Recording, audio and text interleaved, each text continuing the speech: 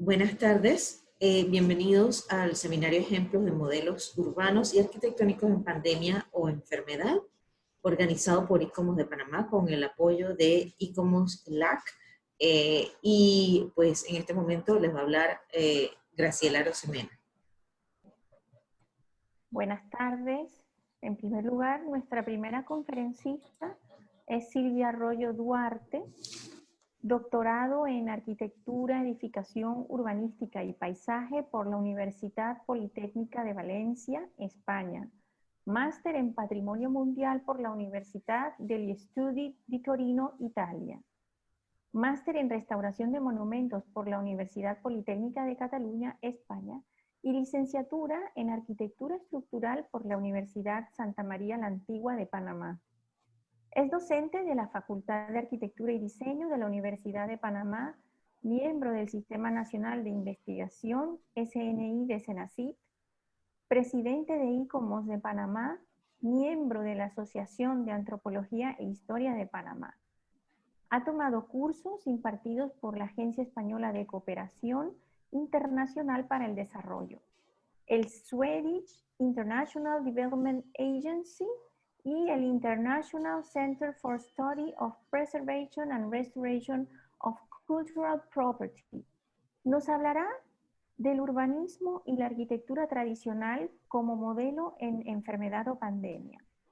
A partir de la llegada de los españoles al Istmo, el descubrimiento y colonización toman pronto por tierra una dirección hacia el oeste de la ciudad de Panamá. La doctora Arroyo nos hablará de los asentamientos prehispánicos y los pueblos españoles que se convirtieron y el urbanismo y la arquitectura española que se aplicó en estos poblados. Con ustedes la doctora Silvia Arroyo. Muchísimas gracias. Primero que todo, quiero dar gracias tanto a los conferencistas como a las moderadoras y a todos los participantes del seminario. Yo les voy a explicar un poco de dónde surge la idea de este seminario virtual y además voy a hablarles obviamente del urbanismo y la arquitectura tradicional como modelo en enfermedad o pandemia. Bien, es probable que algunos de ustedes ya me hayan escuchado hablar sobre el tema, ya que toda esta idea surgió de las conclusiones del seminario Arquitectura Tropical y Pandemia que organizó el Ministerio de Cultura y al que me invitó a participar la doctora Marisa Lazo. Todo esto se suma a una serie de seminarios virtuales que tuve la oportunidad de escuchar, principalmente los del grupo Global Architectural History Teaching Collaborative, el GATT, en los que se conversó sobre cómo se actuó en diversos momentos de la historia, específicamente cuando había una pandemia o una enfermedad en diferentes partes del mundo. Todo esto me hizo pensar, pues, principalmente cómo se transformó la arquitectura y el urbanismo, y de ahí surge la pregunta que ocurrió en la región. El objetivo del seminario es dar ejemplos de modelos urbanos y arquitectónicos en la historia de las ciudades o pueblos de la región de Latinoamérica que hoy en día se presentan, ya sea como ejemplos positivos o negativos, al distanciamiento físicos e higiene que lo estamos utilizando hoy en día respondiendo a este momento que nos ha tocado vivir a esta pandemia. Vamos a ver dos ejemplos colombianos y dos ejemplos panameños, ¿no? Y entonces inició con el tema el urbanismo y la arquitectura tradicional como modelo en enfermedad o pandemia. Bien, pues muchos de ustedes ya conocen obviamente la importante posición geográfica que tiene Panamá. De hecho, los expertos explican que Panamá surgió como puente, como corredor comunicador, en el que repercutió en la dispersión tanto de gente como de la agricultura y la tecnología desde hace más de 11.000 años, ¿no? Ahí pueden ver el Istmo de Panamá en las imágenes. Sabemos que en 1492 llegan los españoles a América. Se funda la ciudad de Panamá, pueden ver su ubicación en el mapa de la derecha, se funda en 1519 sobre una aldea de pescadores prehispánicos y se considera hoy en día como la primera fundación española en el Pacífico americano. Al poco tiempo de la llegada de los españoles, se van dando cuenta de la importancia de la costa pacífica y el oeste del istmo principalmente. Y según el doctor Alfredo Castillero Calvo, el historiador, él explica que Pedro Arias Dávila, el fundador de la ciudad de Panamá, tenía una visión muy especial sobre lo que se debía hacer en el Istmo, y él decía que se tenía que trabajar en asentamientos, creando ejes norte-sur y este-oeste. El norte-sur, obviamente, en el norte, en el Atlántico, estaba Portobelo primero, perdón, Nombre de Dios primero y después Portobelo, y en el sur la ciudad de Panamá. Y en el eje este-oeste pasaba específicamente por la ciudad natal de los Caballeros, fundada en 1522 por el propio Pedrarias. A partir de ese momento, entonces, toda esa zona oeste se convierte en lo que coloquialmente se le llama el granero de la ciudad de Panamá. Es decir, era la zona que proveía toda la alimentación de la ciudad de Panamá, y de ahí viene entonces su importancia. Bien, ¿cómo va creciendo esta ciudad? Esta zona, perdón. Toda esta zona estaba llena de asentamientos prehispánicos. Sobre muchos de ellos se asentaron también los españoles, creando los pueblos de españoles. Y lo hicieron utilizando lo que podemos llamar un urbanismo tradicional, que se puede considerar una rama del urbanismo colonial, que en el caso de Panamá se caracteriza por encontrarse en los asentamientos del interior del país, que no compitieron con las principales ciudades como Panamá y Portobelo, por ejemplo. El pueblo es el típico ejemplo de urbanismo tradicional, y de hecho se parece mucho al modelo colonial que menciona Jorge Harding, ¿no? En este caso, en vez de una organización reticular, el trazado tiene una organización más bien irregular. La plaza siempre está en el centro del diseño, y allí están los edificios más importantes, como la iglesia, el ayuntamiento, etcétera, ¿no? Siempre tiene un perfil chato, porque solo sobresalen las torres de las iglesias, ¿no? Este modelo es sencillo, práctico y rápido de construir sin necesidad de técnicos. Además de mantener la plaza como centro, en la plaza surgen los portales corridos alrededor, y estos recuerdan mucho a las arcadas o pórticos que se dan en muchas ciudades coloniales. Ahí pueden ver el ejemplo. El ejemplo es la ciudad de Parita, fundada en 1558, que es, de acuerdo con el doctor Eduardo Tejera, uno de los sitios azuerenses que mejor conserva su arquitectura tradicional. Ahí podemos ver principalmente su trazado irregular en la foto aérea, su plaza central y los cuatro costados de la plaza, de los edificios que están alrededor de la plaza. Este conjunto realmente es único en el país.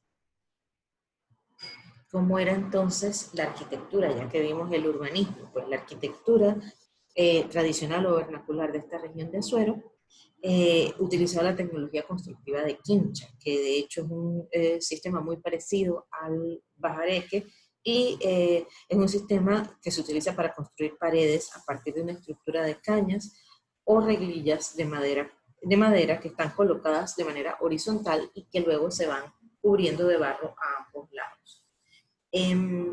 Este tipo de arquitectura es un cúmulo de muchísimas experiencias que vienen de influencias porque probablemente sean indígenas, obviamente la española, incluso algo de africano y algo de árabe también, que viene de la influencia española. De hecho, ahí podemos ver a la mano izquierda dos imágenes de iglesias coloniales, en la iglesia de San Atanasio de los Santos y la Basílica de Santiago Apóstol de Natá, en la que podemos ver, como dice el doctor Eduardo Tejera, que utilizan estructuras similares que la construcción de quincha, o sea que la influencia también viene de toda esa parte colonial. ¿Cómo era esa estructura? Esa estructura se le conoce como armadura de par hilera o par e hilera, la que podemos ver aquí en pantalla, en la imagen. Está compuesta obviamente por los pares, que son los que le dan la inclinación a la pendiente de la cubierta, y está apoyada en la parte inferior por las soleras y en la parte superior por la hilera. Allí podemos ver en la imagen cómo se va sosteniendo toda esta estructura gracias a los horcones. La columna básicamente, ahí ven las soleras, la ubicación de las alfardas o pares, y finalmente la cadena o tirante, que es la que amarra toda la estructura. Este tipo de techo o tipo de armadura tenía una inclinación bastante fuerte, llegaban a tener entre 38 y 45 grados.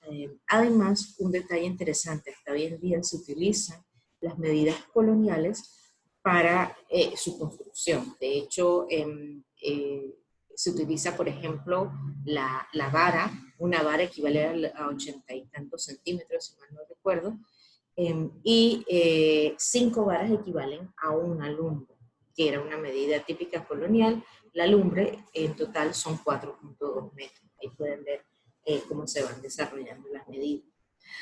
Este tipo de estructura, sumada a los materiales de construcción de una casa de quincha, es muy adaptable al clima panameño, el clima tropical húmedo, y hace que la vivienda sea muy fresca, y muy agradable.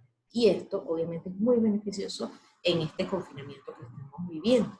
No necesitamos estar frente al abanico todo el día o estar utilizando el aire acondicionado todo el día.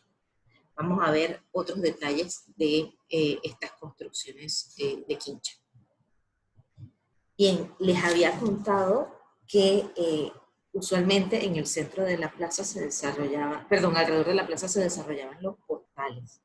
Estos portales muchas veces llegaban incluso hasta las calles principales de las ciudades, los portales corridos. Y aquí podemos ver uno muy típico. En este caso, los portales se convierten de hecho en los espacios más importantes de la vivienda de quincha, y les cuento por qué. Este tipo de vivienda, que obviamente viene de influencia colonial, era una vivienda introvertida o cerrada o pensada desde dentro, ¿no? Y el espacio público donde todo el mundo recibía a las personas era de hecho ese portal, ¿no? Que era corrido a través de toda la calle, como les contaba. En el interior sabemos que los espacios eran bastante grandes y pueden funcionar muy bien para el distanciamiento físico. En el caso del portal, fíjense las medidas, son de alrededor de 2.80 metros entre columna y columna, y muchos de ustedes seguro han podido ver estos pueblos del interior del país las imágenes o las vistas de personas sentadas en su taburete, que es la silla típica de la zona, apoyado en las columnas y en los marcos de la puerta, lo que hace que sea, digamos, muy positivo para el distanciamiento físico. Tiene las medidas necesarias para el distanciamiento físico, e incluso se puede entablar una conversación con el vecino sin romper este distanciamiento físico. Allí pueden ver las medidas. Lo interesante de todo esto es que efectivamente se ha podido corroborar. Aquí les enseño unas imágenes. Por ejemplo, este año, obviamente como no se podían hacer reuniones, el Ministerio de Cultura realizó un recordatorio de la celebración del Corpus Christi, que es una festividad religiosa muy importante de la región de Azuero y que de hecho forma parte del patrimonio cultural vivo del país. Siguieron en este caso todos los protocolos de salud y se ayudaron obviamente con la vivienda tradicional, específicamente la construcción de quincha. Aquí pueden ver a las personas, cada una sentada en sus taburetes, la silla típica que les contaba, y cercanos o apoyados a las columnas y a los marcos de la puerta, manteniendo así el distanciamiento físico. Otro detalle que hay que mencionar es que la provincia de Los Santos, que la pueden ver en el mapa en esta zona, que forma parte de todo lo que era la región de Azuero, que conforma esta gran península, es la que de hecho menos casos tiene de COVID tomando los datos de el lunes pasado, ¿no?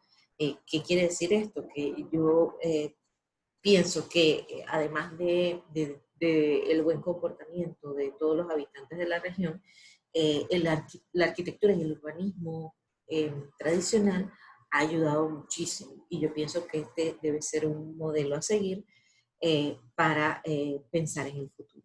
Muchísimas gracias.